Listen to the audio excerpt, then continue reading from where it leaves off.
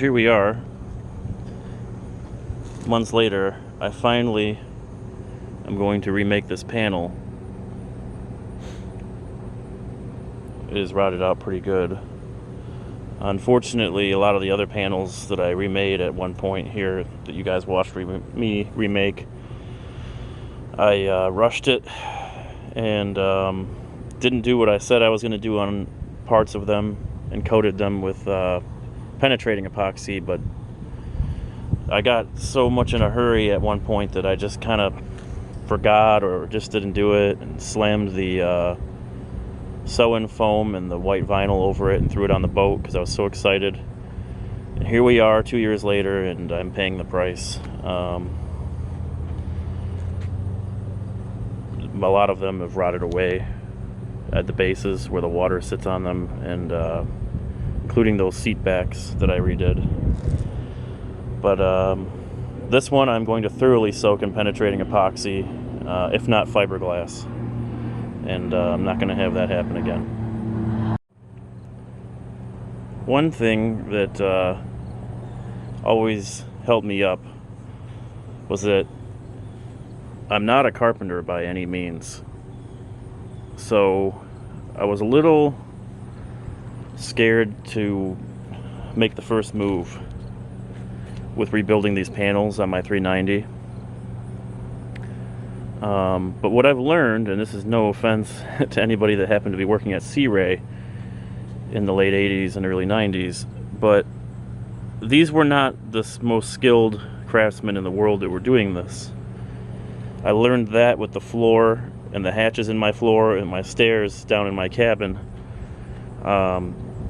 They hide a lot by wrapping it in carpet or Dacron, which is that white cottony material, and then rolling vinyl over it or carpet. It just it hides a lot of mistakes, inaccuracies.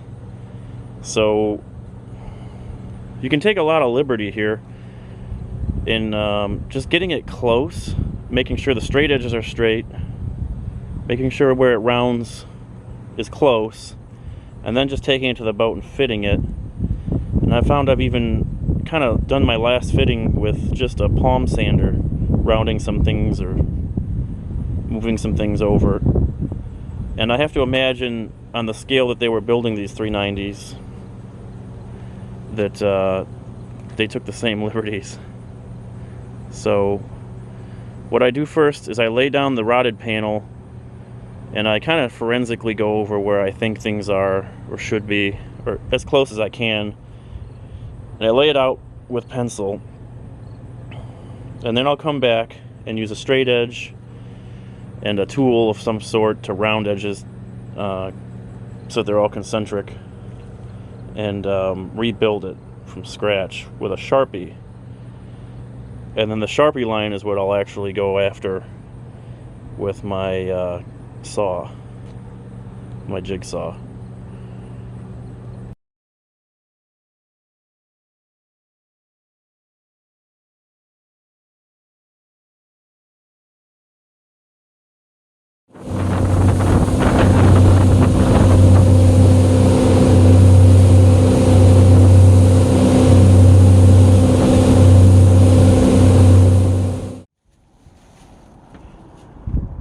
Well, here's a project I've been putting off for a while. The old corrugated tubing, original to the boat, broke, so this bilge pump hasn't been hooked up. I had it rigged with some double barbed fitting and some soft line, so it's not like I didn't have any pump at all, but it just wasn't right. Here we have the 1.25" tubing and 4 new stainless clamps, so time to start on that. I also picked up a few other odds and ends for a few other projects, but the screw end zip ties to replace the ones I'm going to have to cut that Sea Ray used from the factory. Alright, let's get to it.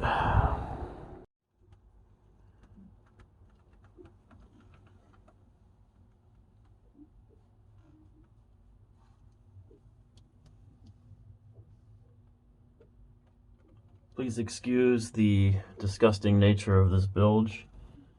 It will be remedied soon enough. As you can see, it goes over the side there, out the side. It's not that long of a run. There's a bunch of these zip ties, like I said before, in between. Let's get this done. Well, you'll notice that this is a different hose than in the last clip because I bought the wrong size hose.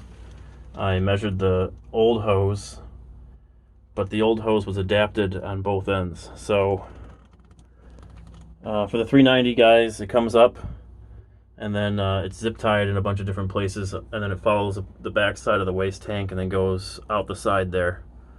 I had to crawl around to the other side to do all the other zip ties and put it on the side of the boat there. But yeah, so it's 1 1/8. You can just get it at West Marine, right on the shelf, 1 1/8. So the time's come now to do all this teak railing. I've been putting it off for years. It looks terrible, it's embarrassing. I've already started by taking off some of the Bimini hardware. I have to go to West Marine and get some teak plugs tomorrow. A bunch of sanding has to happen now. I'm gonna take off all those snaps. I got brand new ones. This backrest has to come off.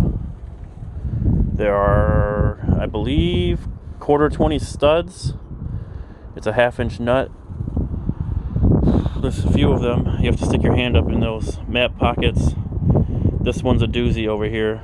It's right around here somewhere, so you got to go up in there. It's not a lot of fun. All right, you can see roughly where I found them.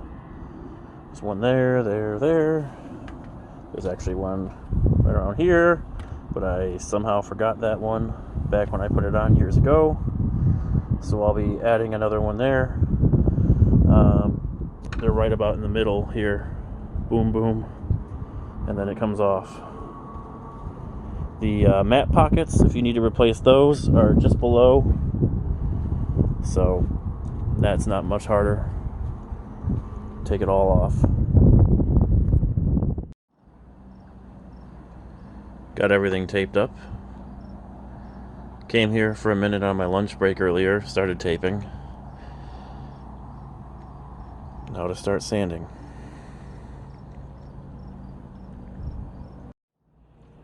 Alright, I started on the top here. This is after the first pass with 60. I'm going to go to 80, and then I'm going to start sanding it by hand. You can see there's quite a difference now, just with the 60 pass. 60's a little rough. If you're not really familiar with doing this type of work, I wouldn't start with 60, I'd start with 80. And then you're going to finish out by going with the grain by hand. And the finer that you sand it, the more of that grain is really going to pop out. Now tomorrow I have to go to West Marine and get some plugs because I don't have a plug cutter. And we're going to plug these, and I'm going to figure out what I'm going to do about this corner that was damaged when I bought the boat. But we're making some progress. You may recall the holes here. Those turned out nice. I didn't get the grain lined up right, but I don't really obsess over that like some people do. I actually think it looks cool under some nice varnish. I mixed up a batch of West Systems with the teak dust that I harvested from my DeWalt sander. It darkened it considerably, so I filled in all the gouges that I had. There's various gouges everywhere. There was some back there, some over here.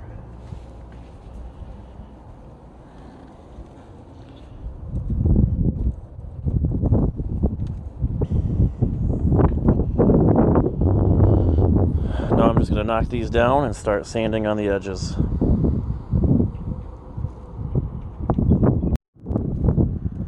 Didn't turn out too bad.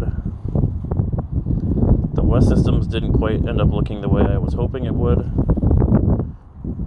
But at the end of the day, the gouges are filled, and it doesn't look absolutely terrible. I guess we'll see what the finish makes it look like. Over here was the giant gouge. That still needs some more shaping by hand. You can see here, that's all filled in with West Systems. This is assumedly West Systems, but the previous owner patched that. Lots of sanding. I think I've probably sanded on this with 60 and 80 grit for a total of 4 hours with an orbital. I waited way too long to do it. It was severely cupped, probably from water sitting on it, and the grain was really, really swelled. You can still kind of see here, kind of like a valley where it sits low. The goal is to get it as smooth as you can, because that's just getting more varnish that's going to have to build to fill that. I've still got to sand it in line. When you start sanding it in line with some of the finer grit paper, it's when the detail of the grain really starts to come out. There's some pretty cool looking grain here. Like this, I probably have to hit a little more with that sander actually, so I'm not quite done, but it's gonna look good. All this prep is really gonna make it look good.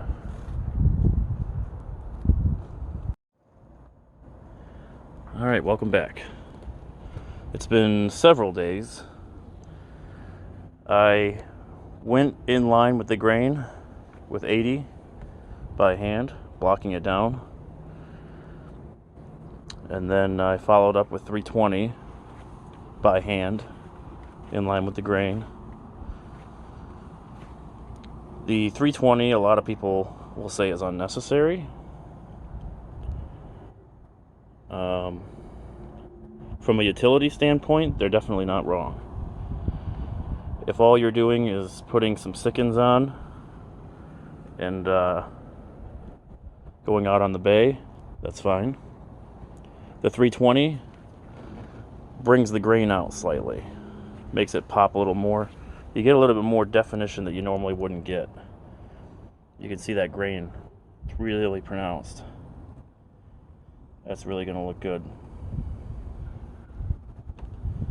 I went through, wiped it down with microfibers and denatured alcohol. Teak is a very oily wood, so it's a necessary step to get good adhesion.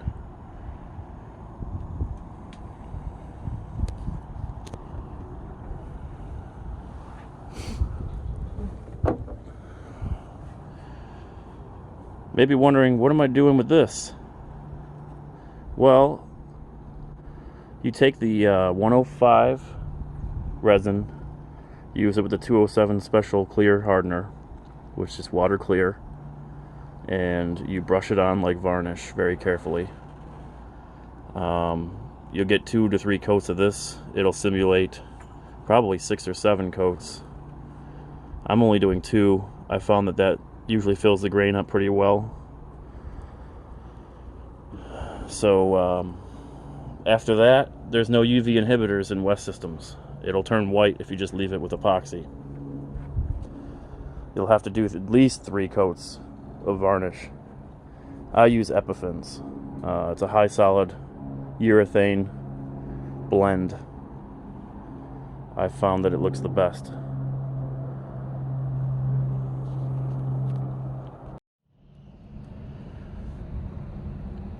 Alright, I'm doing this part on land. Don't really feel like spilling it. I have a tendency to make a mess. So for every 1 pump of 105, we're going to use 1 pump of 207. So it's important to focus on this part. I'm probably going to mix up probably 10 and 10. There's a lot of teak over there. Added another piece of CDEC. So if I just do one a year, you know, maybe in 10 years I'll have everything. Little update. Here she is, the first coat of West Systems, 105 with 207 special clear hardener.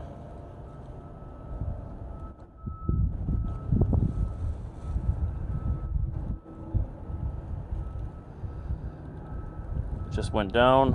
A lot of those little bubbles will go away, some of them won't.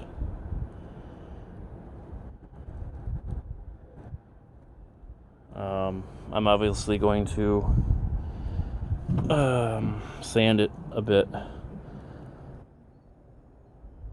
before my next coat, but this stuff goes on thick. Here's where I started another batch. I guess I just didn't wait long enough for the bubbles to dissipate after I mixed it up. The stuff runs a lot harder from what I can tell compared to varnish. Just gotta keep after it, make sure you're not dripping it on the fiberglass. My plugs turned out good. Unpopular opinion, I actually kind of like that better, the dissimilar plugs. Some people like it all the same grain, go in the same direction, kind of more like that. But personally, I don't care. I kind of like the dissimilar look.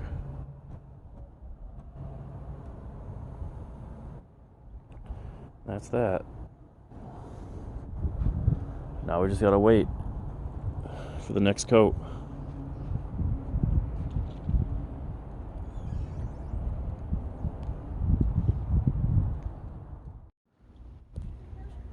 There was quite a bit of sanding between the first coat and the second coat here of West Systems. I'm not an expert. I learned quite a bit about how West Systems wants to be laid down. I put it on a little too thick. It runs a lot harder than varnish. While I am fairly familiar with West Systems, I've never quite used it like this before. So there's a little bit of a learning curve.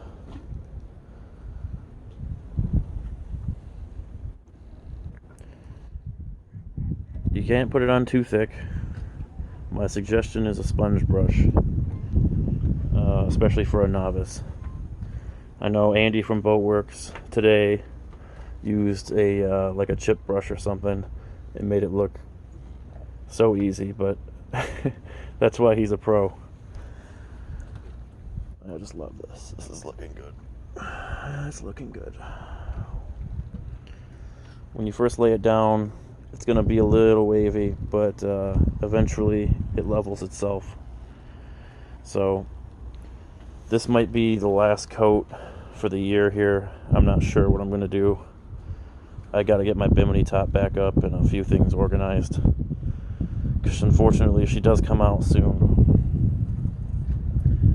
But that is looking good. I'm okay with this. There's not a lot of UV protection in the 207. I was told there's none. I think I heard Andy say that there is some. I know that there's a distinct possibility it'll turn white from UV exposure. So I really probably should get down at least one coat of varnish before I put her away for the year. I'll try for 2, but I can't promise anything. But that's a little update here for you guys.